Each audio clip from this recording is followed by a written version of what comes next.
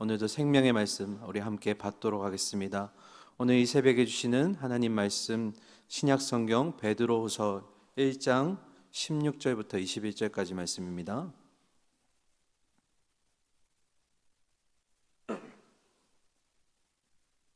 신약 성경 382면에 있습니다. 베드로후서 1장 16절부터 21절까지 더 확실한 예언 성경이라는 제목으로 말씀 받도록 하겠습니다. 16절부터 교독하도록 하겠습니다.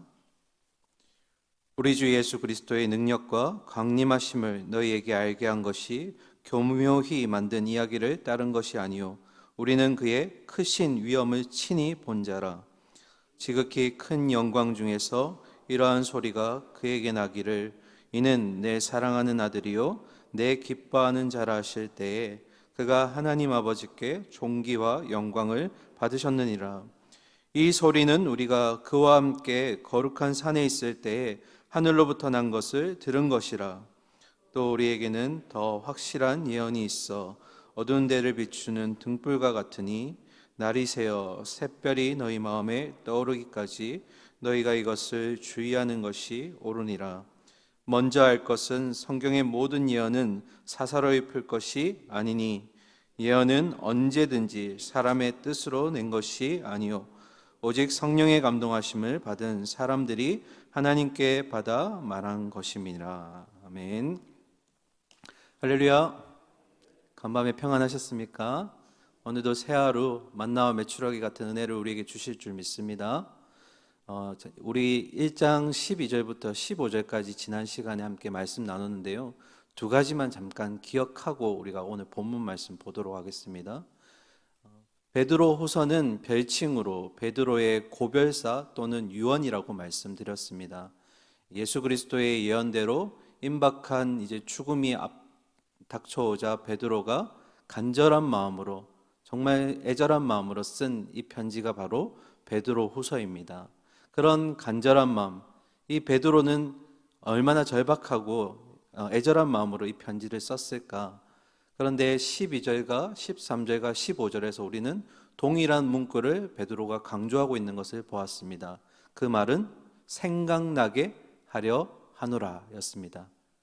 질문 드릴까요? 베드로는 편지의 수신자들에게 무엇을 생각나게 하려는 것일까요? 답은 성경 말씀이었습니다.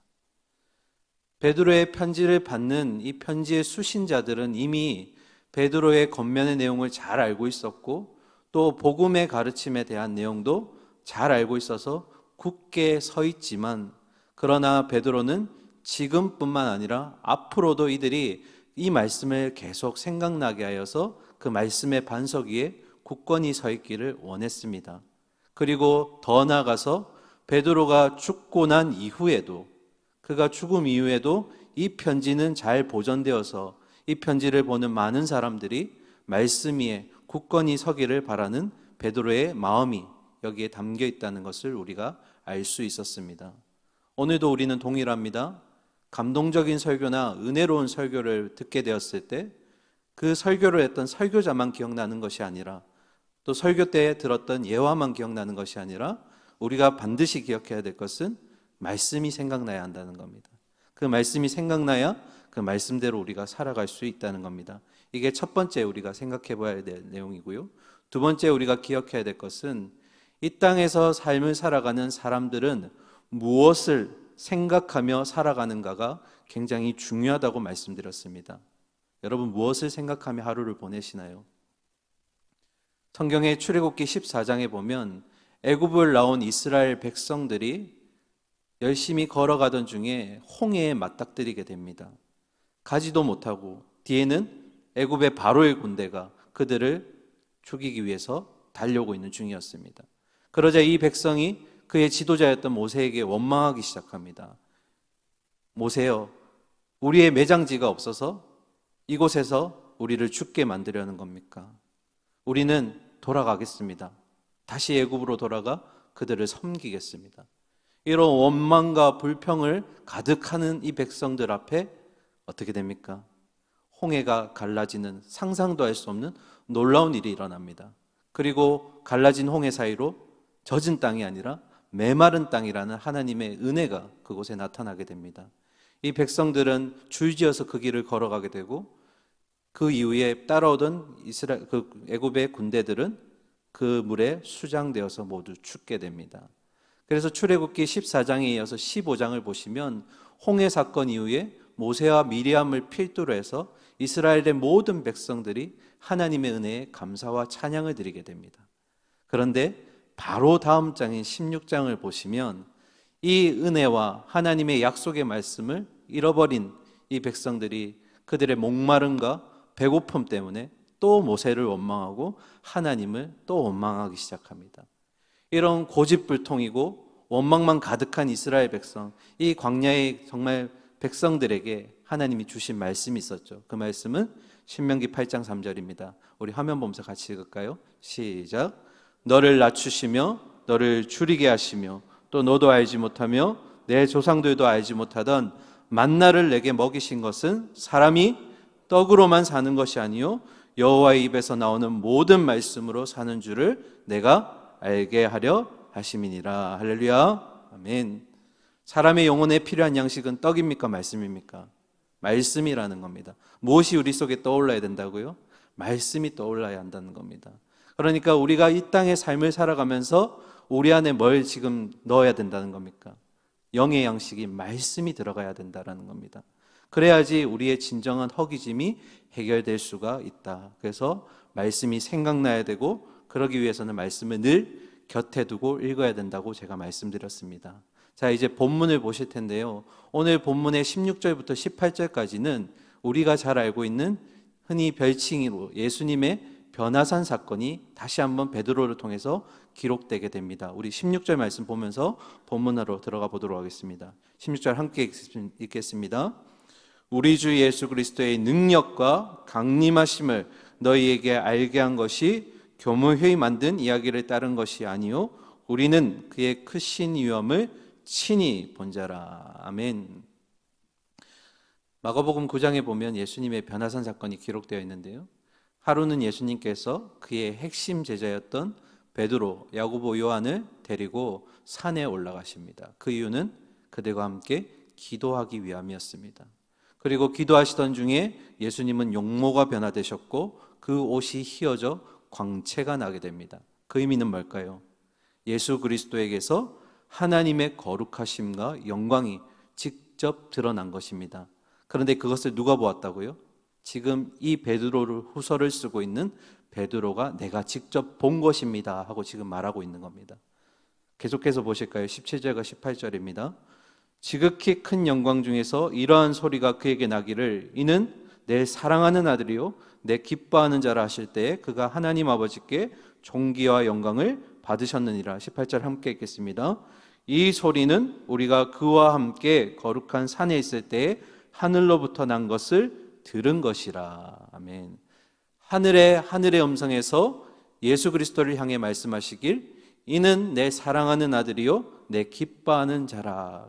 기묘자 모사라라는 이 내용의 말씀이 전해진 것을 베드로가 뭐 했다고요? 이번엔 직접 내가 들었습니다 라고 얘기합니다. 그러면 궁금증이 생깁니다. 왜 열심히 말씀을 얘기하던 베드로가 이 변화산 사건에 대해서 지금 수신자들에게 무엇을 얘기하려고 기록한 것일까요? 다시요. 베드로는 왜 자신의 변화산 목격담을 지금 말씀 도중에 이것을 기록해서 얘기하는 것일까? 16절로 다시 돌아가 보시면 우리 주 예수 그리스도의 능력과 강림하심을 너에게 알게 한 것이 뭐한 것이라고요? 교묘히 만든 이야기를 따른 것이 아니다라고 기록하고 있습니다. 그러니까 베드로의 말은 이겁니다. 예수 그리스도께서 앞으로 재림하실 것이고 그 재림하실 때 그분의 능력이 드러나게 된다는 그 내용을 내가 기록했는데 그것은 거짓 교사들, 당시에 만연했던 거짓 교사들이 주장하는 것과 꾸며낸 허구나 신화의 이야기가 아니라는 겁니다. 누구의 이야기가요? 베드로가 쓴 이 이야기는 그런 거짓 교사들이 얘기한 꾸며낸 신화가 아니라는 겁니다.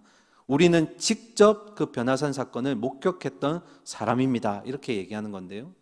자, 정리해서 되돌아보면 예수 그리스도가 이 땅에 오셨고 그분의 사역이 지금 하늘의 하나님의 음성을 통해서 바로 이 예수 그리스도의 사역이 메시아의 사역이라는 것을 누가 지금 확증하신 겁니까? 하늘의 하나님께서 직접 말씀하신 겁니다. 표정들이 조금 아리까리하신 것 같은데 다시요. 네. 하늘에서 하나님의 음성이 그 예수 그리스도의 이 땅에 오신 이유와 그 목적을 확증시켜 주었다는 겁니다. 그리고 그 확증된 내용을 누가 들었다는 겁니까? 얘가 직접 들었다는 겁니다. 누가요? 베드로가. 그러니까 당시에 만연했던 거짓 교사들의 그런 허구한 내용이 아니라 나는 직접 그 예수 그리스도, 앞으로 오실 그 예수 그리스도의 재림과 그가 하실 능력에 대해서 내가 친히 들었기 때문에 이 내용은, 내가 기록하는 이 내용은 진리다, 사실이라는 것을 지금 베드로가 수신자들에게 알려주고자 하는 것입니다. 그래서 베드로는 직접 체험한 내용들을 통해 이 베드로서가 당시에 그런 거짓 교사들의 허구와 신화, 꾸며낸 얘기가 아니라 진리다, 이것이 진리라는 것을 우리에게 알려주고자 한다는 것입니다. 자, 이어서 19절 보도록 하겠습니다. 19절 함께 읽을까요? 시작. 또 우리에게는 더 확실한 예언이 있어 어두운 데를 비추는 등불과 같으니 날이 새어 샛별이 너희 마음에 떠오르기까지 너희가 이것을 주의하는 것이 옳으니라. 아멘. 19절은 조금 어렵지만 천천히 가면 우리에게 더 많은 은혜가 올 겁니다. 자, 19절에 보시면 예언이라는 단어가 등장합니다. 이 예언은 구약에서 앞으로 오실 메시아, 그 메시아에 대해서 예언한 말씀들을 얘기합니다. 그런데 중요한 것은 19절에 그냥 예언이라고 하지 않고 뭐라고 되어 있습니까? 더 확실한 예언이라고 되어 있습니다. 더 확실한 예언은 뭘까요? 지금 베드로가 이 베드로후서를 기록할 당시에는 완성되지 않았지만 이제 곧 완성될 바로 성경 말씀을 얘기하는 겁니다. 그러니까 그냥 예언은 구약의 메시아에 대한 말씀이었다면 더 확실한 예언은 완성될 성경 말씀 전체를 얘기하는 건데요. 이 성경 말씀이 뭐라고 되어 있습니까? 어두운 데를 비추는 등불과 같다. 주 말씀 내 발에 등이요 빛입니다. 여러분, 죄와 사망과 어둠의 권세로 살아가는 이 땅 가운데 우리에게 진짜 등불은 무엇입니까? 또 한 번 베드로는 강조합니다. 말씀입니다. 우리의 빛을 비춰주는 것은 말씀입니다 얘기합니다. 그러면서 이어서 얘기하기를 날이 새어 샛별이 너희 마음에 떠오르기까지라고 되어 있습니다. 여러분, 샛별이 뭘까요? 샛별. 이 샛별이라는 단어가 새벽별 또는 새벽에 떠오르는 별의 줄임말인데요. 이 샛별이라는 것을 민수기, 구약의 민수기 24장 17절에 보면 이렇게 되어 있습니다. 그 한 별이 야곱에게서 나왔습니다 라고 기록되어 있는데요. 그 말은 뭡니까? 이스라엘의 후손, 야곱의 후손으로 이 별이 올 거라고 얘기한 거고요. 그리고 마지막에 요한계시록 22장 16절에 보면 나는 다윗의 뿌리요 자손이니 곧 광명한 새벽별이라 라고 기록되어 있습니다. 여러분, 야곱의 후손으로, 이스라엘의 후손으로 오셨고 다윗의 뿌리이며 그는 광명한 새벽별이다. 누가 딱 떠오를까요? 그렇죠. 예수 그리스도가 떠올라야 됩니다. 그러니까 이 새벽별은 누굽니까? 바로 예수 그리스도요. 그 날은 언제입니까? 앞으로 주님이 다시 오실 재림의 그날을 얘기하는 겁니다. 그리고 너희 마음에 그것이 떠오르기까지라는 것은 마지막 예수 그리스도가 재림하시는 그날에 너희가 그리스도로 말미암아 변화되는 그날을 얘기하는 겁니다. 그래서 정리하면 날이 새어 샛별이 너희 마음에 떠오르기까지라는 것은 예수 그리스도께서 재림하시는 그때 너희가 변화를 경험할 때까지, 그때까지 너희가 뭐 하라고요? 이것을 주의하라. 그럼 이것은 뭘까요? 계속 질문만 드리는데, 자, 이것은 앞에 말씀드렸던 더 확실한 예언, 말씀을 얘기하는 겁니다.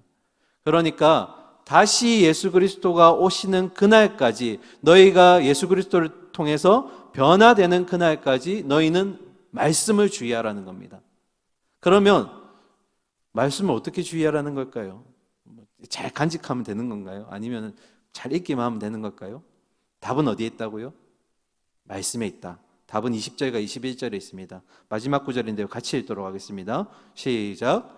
먼저 할 것은 성경의 모든 예언은 사사로이 풀 것이 아니니 예언은 언제든지 사람의 뜻으로 낸 것이 아니요 오직 성령의 감동하심을 받은 사람들이 하나님께 받아 말한 것임이라. 아멘. 제가 당시에 만연했던 거짓 교사가 있다고 말씀드렸습니다. 이 거짓 교사들이 두 가지를 부정하는데요. 첫 번째가 뭐냐면 구약의 예언의 말씀, 메시아에 대한 말씀이 하나님께로부터 왔다는 것을 부정했습니다. 구약의 메시아에 대한 말씀, 그 말씀이 하나님께로 온 것을 부정했다. 이게 첫 번째 부정의 내용이고, 두 번째가 선지자들이 그 메시아에 대한 꿈과 환상, 보게 된 그 꿈과 환상은 단순히 그들이 지어낸 허구라고 거짓 교사들을 떠들고 다녔습니다. 그러니까 예언의 말씀도 거짓이고 환상과 그리고 꿈도 거짓이라고 얘기합니다. 그런데 그의 반론하는 베드로의 지금 그 반론의 얘기가 20절과 21절입니다. 어떤 의미냐면 하나님이 이 저자들을 성경 말씀을 기록하게 하실 때 그냥 기록하게 한 것이 아니라 누구의 감동을 통해서요? 성령 하나님의 감동을 통해서 이 말씀을 쓰게 하셨고, 그 감동을 통해서 하나님의 뜻을 말씀을 통해 보여주셨다라는 겁니다. 그렇기 때문에 이 거짓 교사들이 그렇게 얘기하는 그런 말씀을 임의적으로 자의적으로 해석해서는 안 된다라는 겁니다. 누구의 도움이 필요한 겁니까? 성령님의 도움이 필요하다는 겁니다. 그래서 이것을 조금 어려운 말로 얘기하면 성령의 내적 조명이 우리에게 필요하다. 말씀을 그냥 읽고 내 의지나 내 생각으로 해석하는 것이 아니라 성령님이 나를 깨우쳐 주심으로써 말씀이 우리 안에 들어와야 된다라는 겁니다. 오늘날도 그런 이단들이 많죠. 임의적으로 자의적으로 해석해서 자기가 재림 구주라고 얘기하고, 그러니까 나를 믿어라 라고 얘기하는 이단들이 얼마나 많습니까? 근데 베드로는 정확하게 얘기하기를 말씀이야말로 성령을 통해서 해석되어야 되는 아주 중요한 부분이라고 지금 얘기하는 겁니다. 왜 이런 얘기를 했을까? 베드로가 지금 생존해 있던 당시 이 초대교회 시절 때는 사도들이 대부분 살아있던 시절입니다.